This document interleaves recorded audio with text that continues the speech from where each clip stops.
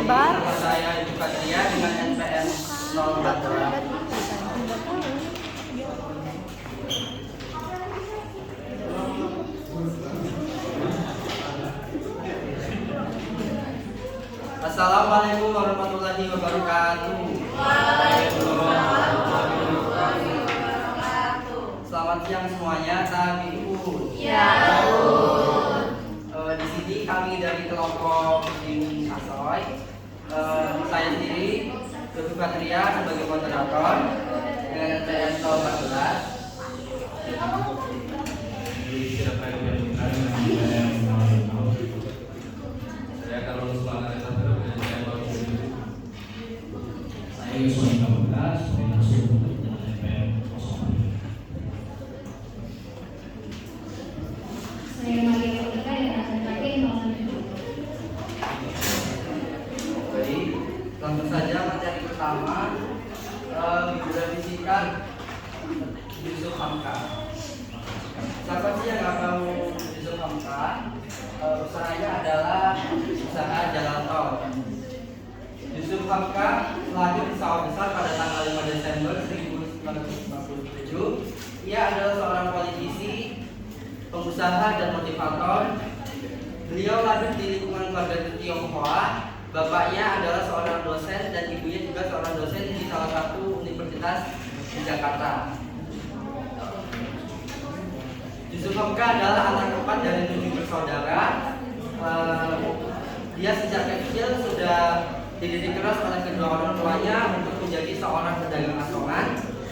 Beliau pernah menjadi pedagang asongan di pelataran Masjid Istiqlal. Saat itu beliau dagang es mambo dan kacang-kacangan. Pada saat dagang di situ, dia mempunyai banyak teman yang beragama Islam. Lalu dia tertarik tuh untuk mempelajari agama Islam secara lebih lanjut. Kemudian ia bertemu dengan salah satu tokoh ulama besar yaitu Buya Hamka, dan dia lalu istilahnya kayak mendapat hidayah. Lalu dia berpikir untuk memutuskan untuk menjadi seorang alam di usianya yang 23 tahun. Namanya diambil dari nama belakang ulamanya yaitu Buya Hamka, menjadi Muhammad Yusuf Hamka. Baik,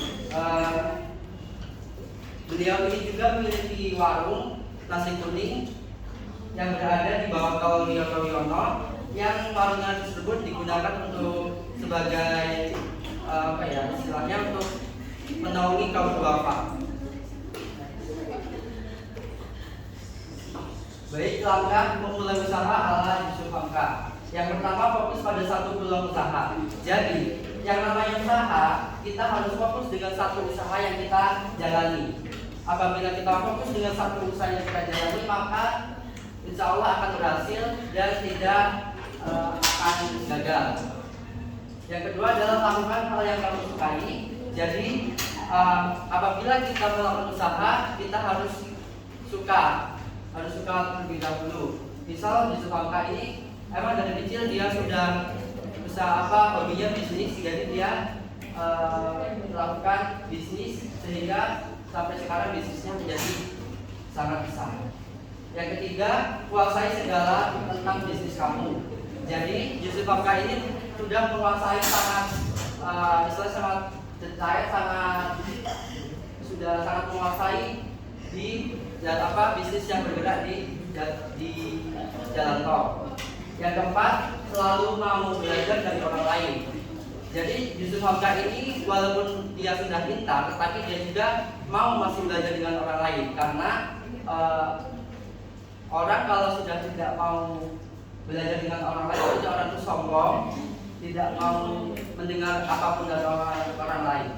Yang kelima, hiduplah dengan sederhana. Mayoritas kebanyakan usaha sekarang, bisnis sekarang yang menjalani itu dapat keuntungan kecil, keuntungan satu kali, dia sudah membeli barang-barang mewah sehingga bisnisnya cepat gagal. Tetapi tidak dengan Yusuf Hamka. Dia menerapkan kehidupan sederhana sehingga walaupun dia tidak kaya, kehidupannya itu masih seperti orang biasa. Yang keenam, belajar dari kegagalan.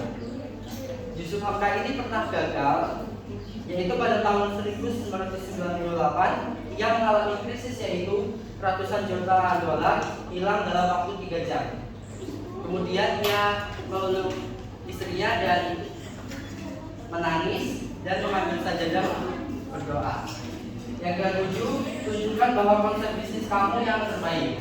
Jadi konsep bisnis Yusuf Hamka ini adalah konsep yang cukup baik sehingga bisnis Yusuf Hamka ini sangat cepat perkembangannya. Yang ke-8 adalah jagalah kesehatan. Jadi poinnya paling penting untuk memulai bisnis adalah selalu menjaga kesehatan. Apabila kita tidak sehat, maka bakalan daya kita punya aset yang banyak tetapi kita tidak menikmatinya. Berikutnya adalah mental Yusuf Hamka. Yang pertama, punya mimpi dan mewujudkannya. Jadi Yusuf Hamka ini punya mimpi dari kecil menjadi seorang bisnismen. Yusuf Hamka ini mempunyai mimpi, yaitu ingin mendapatkan uang 100 ribu per hari, yang terus lalu dia meningkat hingga 1 miliar per hari. Jika sudah tercapai, dia juga ingin menebar kebaikan, yaitu membangun cita-citanya, yaitu mendirikan 1000 masjid. Yang kedua, mensinergikan kemampuan terbaik di lingkungan usaha. Jadi Yusuf Hamka ini mempunyai kemampuan terbaik. Dia sangat ramah di lingkungan sekitar, selalu peduli dengan kaum duafa, ingin membangun masjid. Jadi dia jiwa sosialnya sangat tinggi, serta rasa saling sayang menyayangi ada di Yusuf Hamka.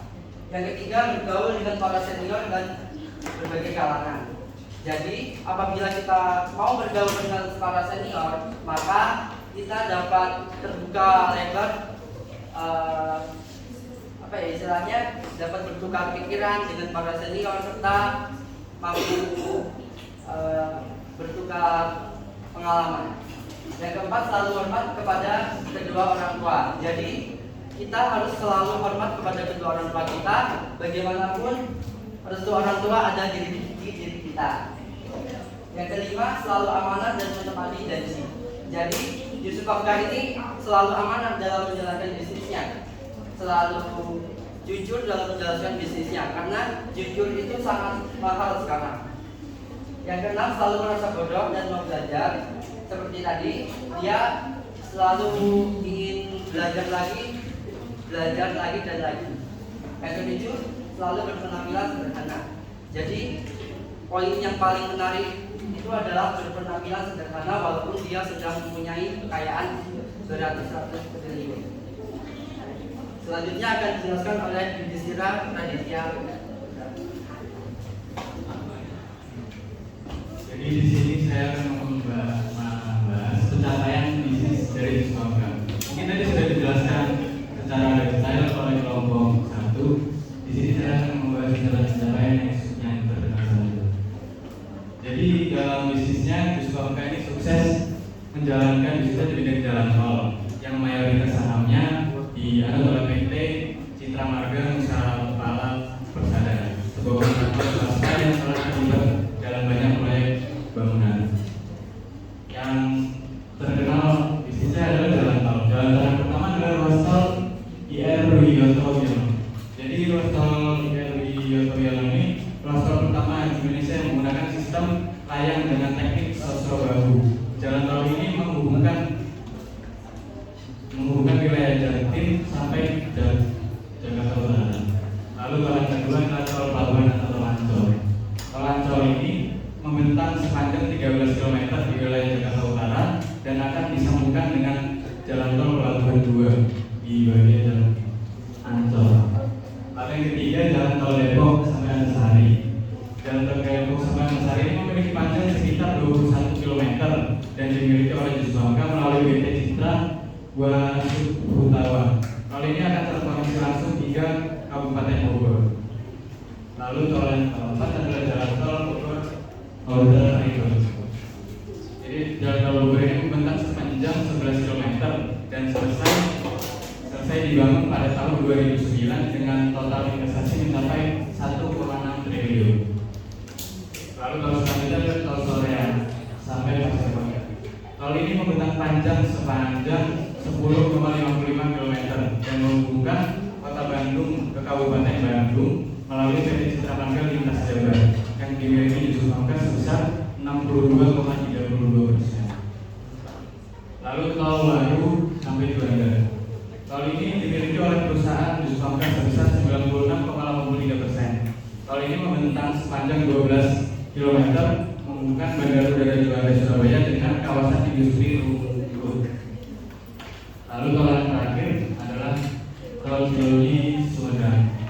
Tol ini tol yang terakhir dibangun oleh Yusuf Hamka. Tol ini dioperasikan pada akhir 2022. Yusuf Hamka menguasai 51% lahan di ruas tol ini. Diperkirakan bisnis tol ini bisa mencapai pendapatan hingga 6 miliar per hari.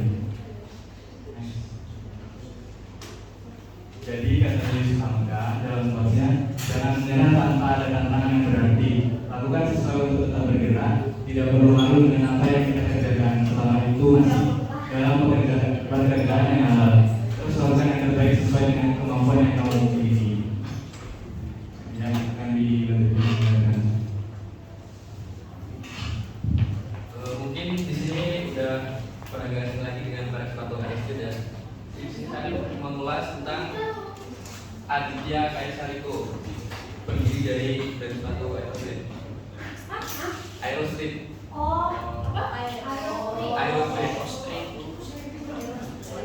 Aditya Kaisariko yang akrab dipanggil Riko ini adalah seorang pengusaha muda asal Klaten yang sudah memiliki jiwa wirausaha sejak kecil. Dia waktu kecil itu membantu ayahnya berjualan buku dan pernah juga jualan stiker, kaos dan aksesoris motor. Dan jiwa wirausahanya ini diwariskan dari sang ibu yang merupakan seorang pengusaha dan distribusi sepatu apapun dan sendal milik. Kemudian pada tahun 2015 Riko ini membuat perusahaan sepatu itu yang Aerostreet tadi itu yang berawal dari menjualnya itu dari toko ke toko. Kemudian seiring berkembangnya waktu dia mulai berjualan secara daring. Kemudian pada tahun 2017 dia mulai berjualan melalui Shopee. Dan mulai di Shopee ini Aerostreet ini mulai meledak. Dan apa sih yang membuat Aerostreet ini mulai meledak? Next.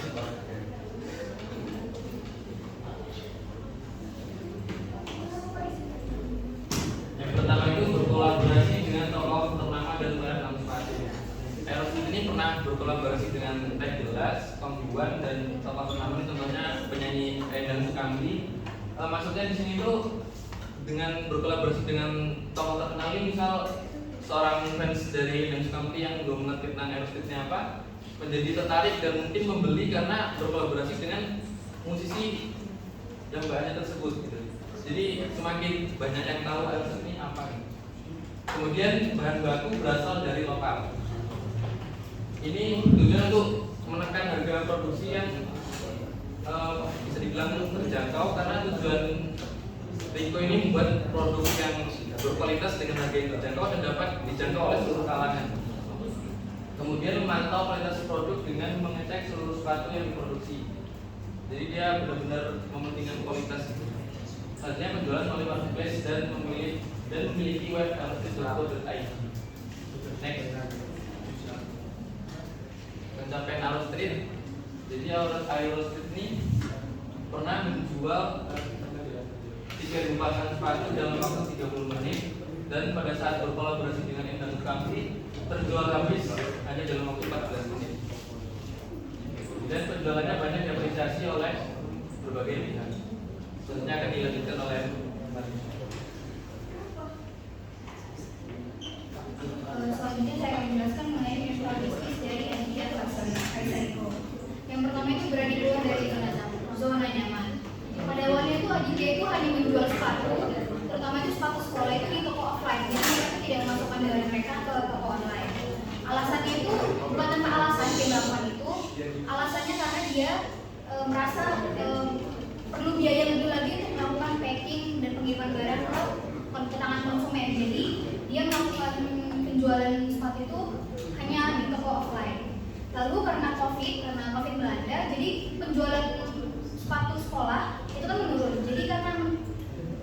mengutamakan sepatu sekolah menurun, jadi mau tidak mau dia harus keluar dari zona nyaman dia menjual sepatu secara offline, sehingga dia harus masuk ke penjualan secara online di beberapa e-commerce.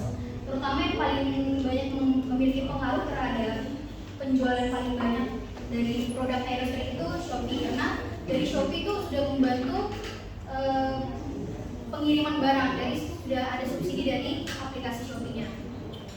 Yang kedua itu ada mental pantang menyerah. Dalam mengembangkan produknya itu, produk Aerostreet itu, Aditya itu sudah berapa kali melakukan mengajak kolaborasi kepada brand-brand besar. Namun mungkin karena merek sepatu yang belum dikenal, jadi dia itu sudah berapa kali ditolak dan karena penolakan itu dia tidak menyerah. Dia akhirnya memutuskan nekat untuk pergi ke Cina untuk mempelajari produksi sepatu yang lebih baik dengan biaya budget yang murah. Dan karena hal itu dia akhirnya diterima collab bersama brand-brand besar. Seperti yang sekarang baru-baru ini collab, yaitu collab bersama Pedal Pop, lalu ada kartun Shinchan, kartun SpongeBob, Don Cabe, merek sandal Swallow, Sunfresh, dan sebagainya. Selanjutnya yang ketiga yaitu selalu memanfaatkan teknologi yang ada. Seperti tadi yang sudah dikatakan di awal, bahwasanya Aerostreet ini hanya dijual di toko-toko offline. Namun karena COVID ini, jadi dia harus bisa memanfaatkan teknologi yang ada, seperti memanfaatkan aplikasi e-commerce seperti Shopee, Tokopedia, dan baru-baru ini yang sedang hype yaitu TikTok Shop. Selanjutnya yang keempat itu harus terus melakukan inovasi. Di awal sudah saya sebutkan bahwasanya Aerostreet itu hanya menjual sepatu sekolah. Namun karena COVID, jadi peminatan terhadap sepatu sekolah itu menurun. Karena peminatan terhadap sepatu sekolah itu menurun, jadi mereka harus mau tidak mau melakukan inovasi. Salah satu inovasinya apa? Menjual sepatu sneakers yang pada saat itu sedang banyak diminati, baik itu sneakers casual dan sneakers formal. Selanjutnya yang terakhir itu ada harus selalu memiliki strategi yang baru. Strategi yang pertama disebut tadi kan dia melakukan kolaborasi terhadap brand-brand besar, dan itu menjadi salah satu ciri khas dari sepatu Aerostreet yang memiliki kolaborasi secara unik dengan brand-brand yang bisa dibilang tidak nyambung, seperti kolaborasi dengan brand makanan, kolaborasi dengan kartun, dan kolaborasi dengan penyanyi besar itu. Selain itu ada lagi salah satu strategi dari Aerostreet yang sangat mungkin bisa kita tiru, yaitu strategi rarity scarcity strategi, yaitu di mana strategi ini merupakan strategi kelangkaan produk yang dibuat secara sengaja agar memunculkan kesan eksklusivitas dari brand tersebut. Nah, biasanya terjadi pada produk-produk kolaborasi dengan sebuah brand. Lalu penerapan strategi itu bertujuan untuk menimbulkan exposure yang tinggi. Selain itu, kita akan meningkatkan tingkat talkability atau perbincangan pada kedua brand yang sedang berkolaborasi tersebut. Nah, dari strategi ini sudah menimbulkan kesan yang eksklusif dan juga rare bagi konsumennya, sehingga akan ada rasa takut bagi konsumen ketika mereka memiliki produk kolaborasi. Selanjutnya saya serahkan. Baiklah, di sini saya menjelaskan sebuah pembahasan singkat dari Tokopedia Kiyosaki. Tokopedia Kiyosaki itu sendiri merupakan, kalau misalkan kita sering main ke Gramedia, bukunya nanti biasanya ada di bestseller. Dia penulis dari buku Rich Dad and Poor Dad. Dia lahir tahun 47. Dia seorang investor, usahawan, penulis, dan motivator. Dia ini terkenal setelah buku itu rilis dikarenakan dari pengalaman dirinya sendiri. Saya di sini mencoba untuk transparansi. Dia bukan orang yang berasal dari nol bukan. Dia ayahnya sendiri seorang PhD atau seorang profesor.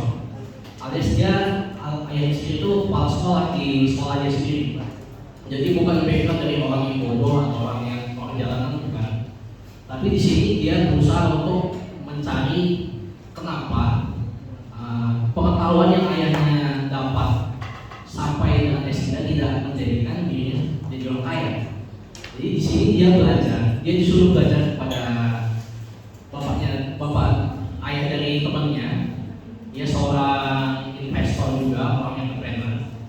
Memang beneran orang kaya yang dari nol, yang bahkan tidak lulus SD. Jadi di sini dia belajar banyak hal tentang orang-orang yang sebenarnya melek finansial itu tidak lahir dari sekolah, dari kehidupan sekolah sekolah, 12 tahun sekolah, setelah sekolah kerja naik pangkat habis itu jadi membayar tagihan dan orang kaya, tidak seperti itu.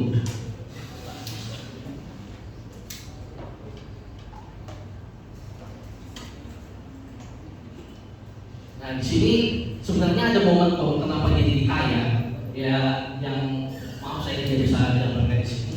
Momentum dia menjadi seorang kaya pada saat itu dia membuat suatu software atau produk yang bisa dijadikan referensi bagi brand-brand besarnya itu, kalau tidak salah dompet.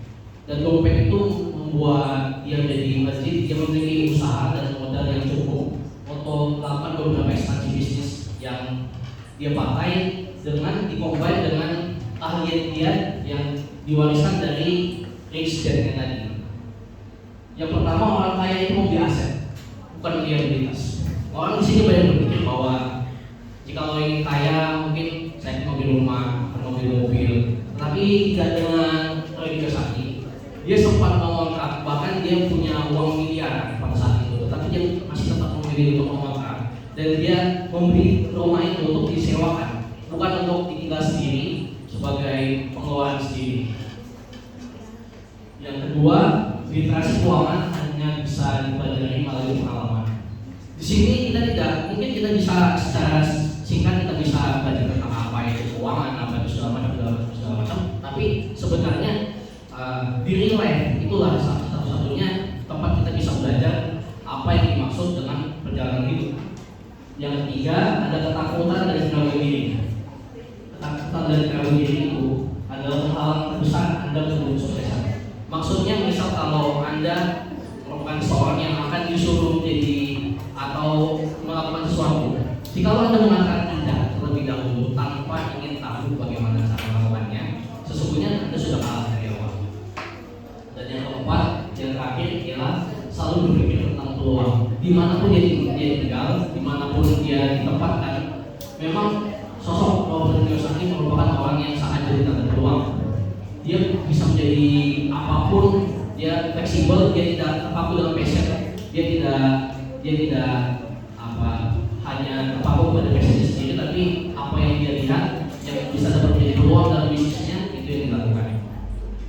Sekian penjabaran dari Pak Wisnu Kiyosaki.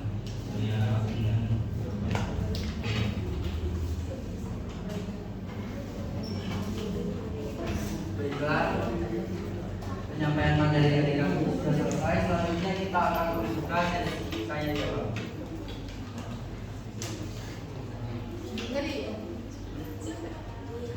Satu, dua, tiga. Ulang. Satu, dua, tiga. Iya.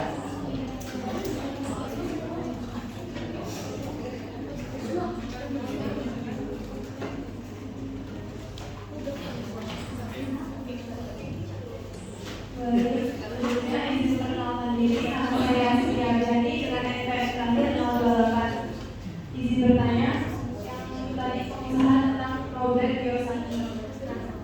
Jelaskan awal usaha beliau sampai menjadi usaha yang sangat sukses ini, dan tantangan terbesar apa yang pernah beliau alami saat memulai usahanya.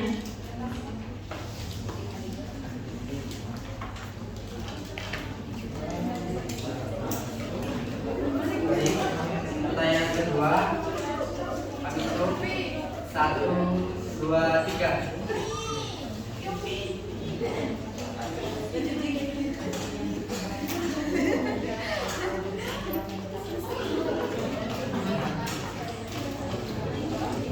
Oke, baik. Terima kasih atas kesempatan yang telah diberikan. Izin memperkenalkan nama saya Putri Andraini dengan NPM terakhir 05. Izin bertanya. Jadi dari ketiga motivator tadi, nilai apa yang paling utama yang bisa kalian ambil dan kalian terapkan dalam kehidupan sehari-hari? Terima kasih.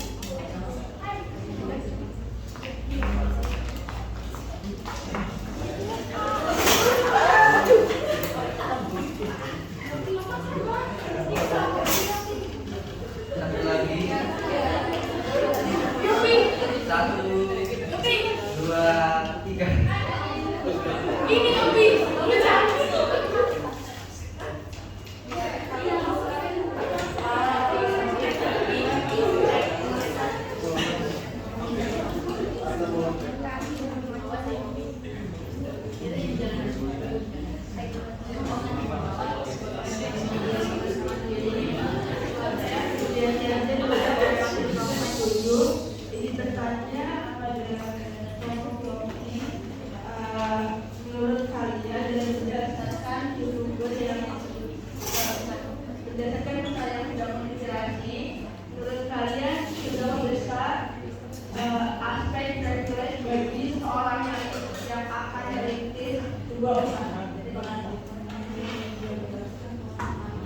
pertanyaannya. Selanjutnya kita akan berdiskusi tentang jawabannya.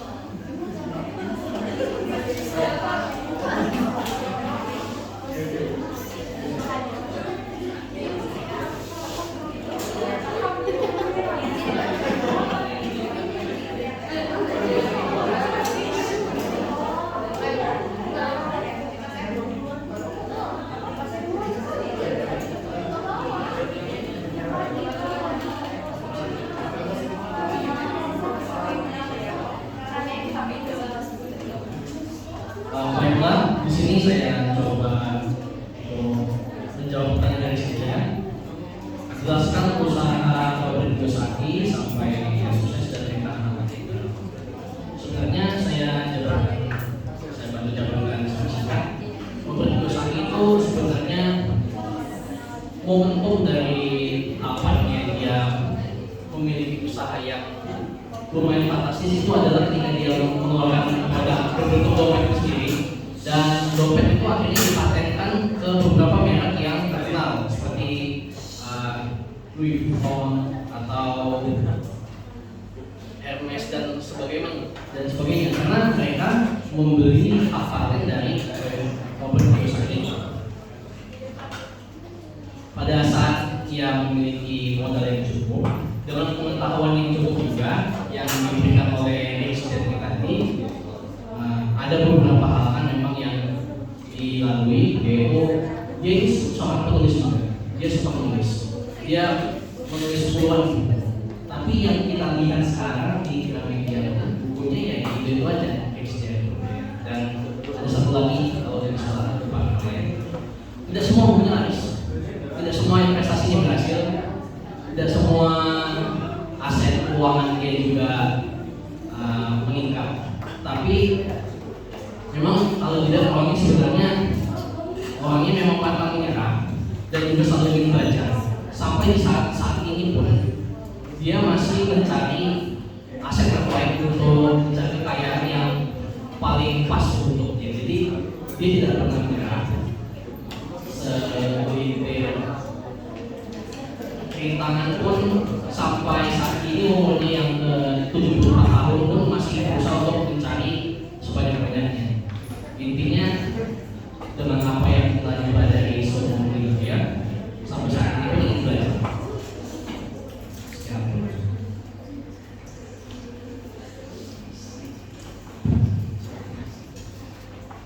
Baik, di sini saya akan menjawab pertanyaan dari Putri.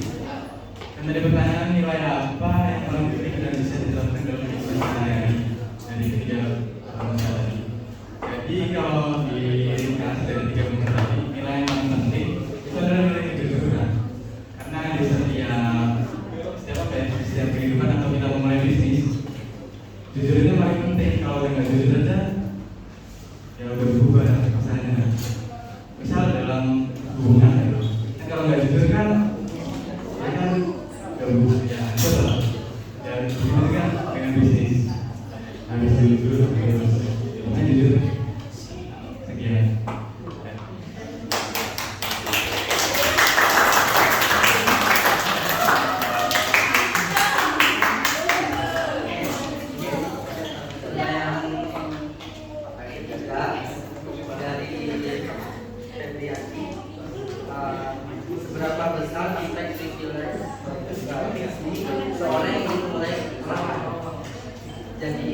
seseorang yang memiliki usaha,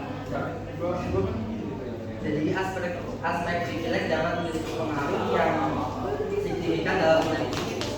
Privilege merujuk pada keuntungan atau kesuksesan yang dimiliki oleh seseorang yang berdasarkan latar belakang sosial, ekonomi, dan faktor lainnya. Jadi, aspek privilege dapat mempengaruhi seseorang yang memulai bisnis. Yang pertama, akses ke modal. Yang kedua, jaringan dan hubungan. Yang ketiga, pendidikan dan pengetahuan. Yang keempat, dukungan dari keamanan finansial. Yang kelima, kepemilikan dan akses ke sumber daya. Jadi, privilege ini penting, namun perlu diingat bahwa privilege dapat memberi keuntungan. Hal itu tidak berarti bahwa kesuksesan dalam bisnis hanya tergantung pada privilege semata. Ada banyak faktor lain yang mengaruhi kesuksesan bisnis, termasuk kerja keras, kreativitas, keberanian, dan keberuntungan.